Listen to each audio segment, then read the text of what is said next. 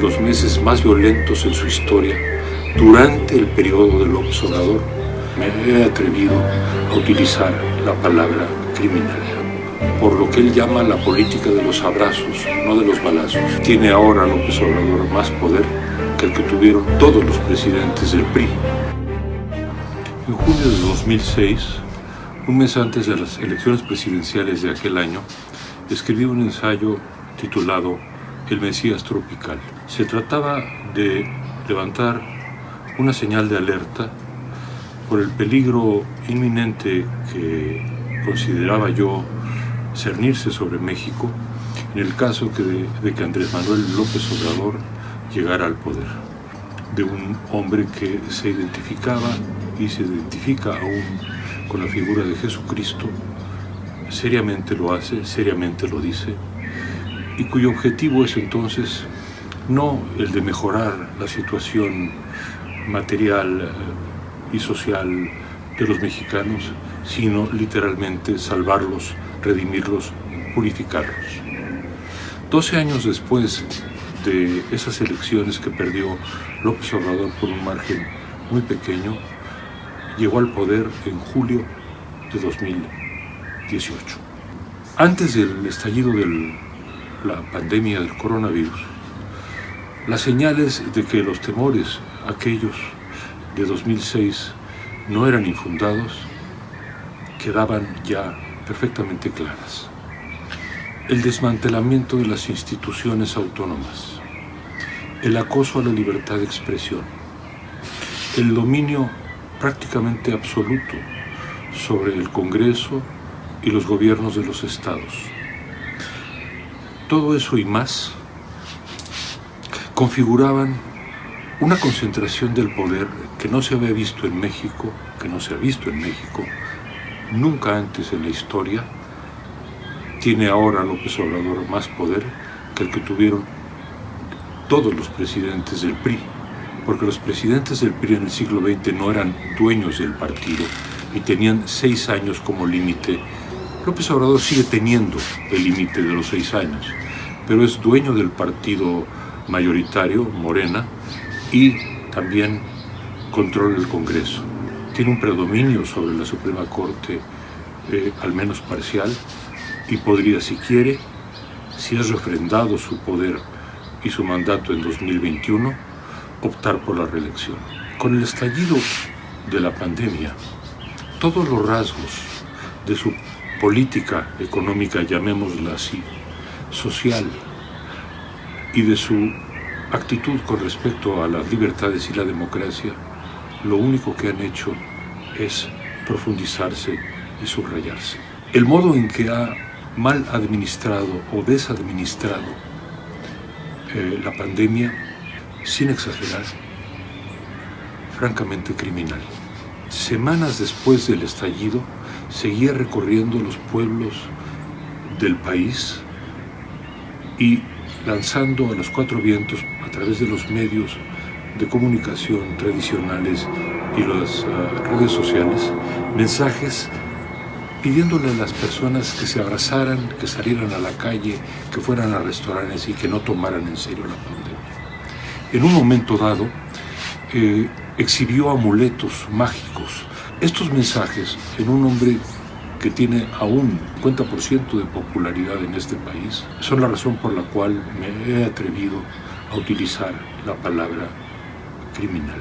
Dejando a un lado la pandemia, la economía mexicana durante el primer año de la gestión de López Obrador no solo no creció al 4% como él había prometido, sino decreció por 0.01 o 0.1%.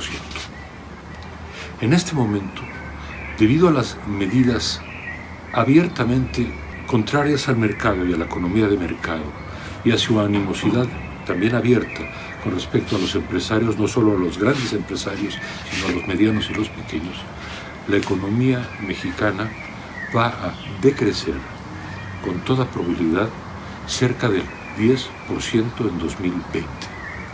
Esto no es una cifra mágica, es la cifra que están manejando varios de los bancos y agencias calificadoras. La razón de esto, además de la obstinación en Invertir, llamémoslo así, invertir en realidad es tirar dinero en la construcción de elefantes blancos como un aeropuerto militar inviable, como una refinería en el sureste de México y otros proyectos más.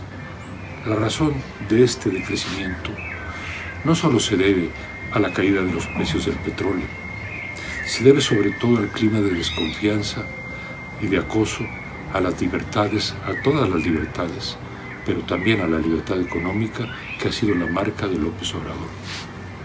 Aúnen ustedes entonces a la crisis de la pandemia, a la crisis de salud, que en este momento, mientras en este lugar agradable estoy hablando para ustedes, se está llevando la vida de miles de mexicanos. Aúnen ustedes entonces a eso y a la crisis económica que está encima y que va a provocar probablemente millones de pobres nuevos en México, el tema de la violencia.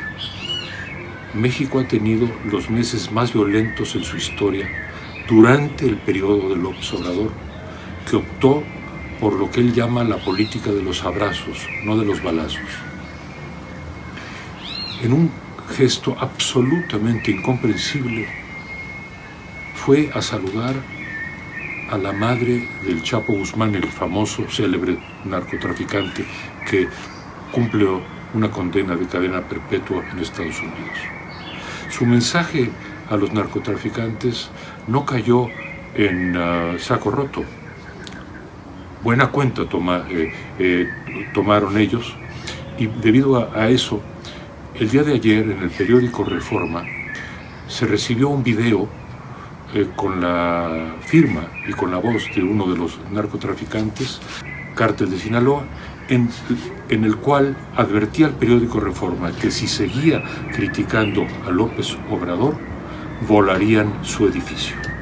Ese México que sufre en este momento, como todo el mundo, pero muy agudamente debido a la impreparación del gobierno y a la ineptitud del gobierno y a la irresponsabilidad del gobierno, los estragos del coronavirus, a ese México que enfrentará una caída de su economía como no ha visto nunca en su historia reciente, a ese México que sufre la violencia, sobre todo la violencia contra las mujeres, a ese México no le queda más esperanza que las elecciones del año 2021, en la que se renuevan casi 2 decenas de gubernaturas, y la Cámara de Representantes, la Cámara de Diputados.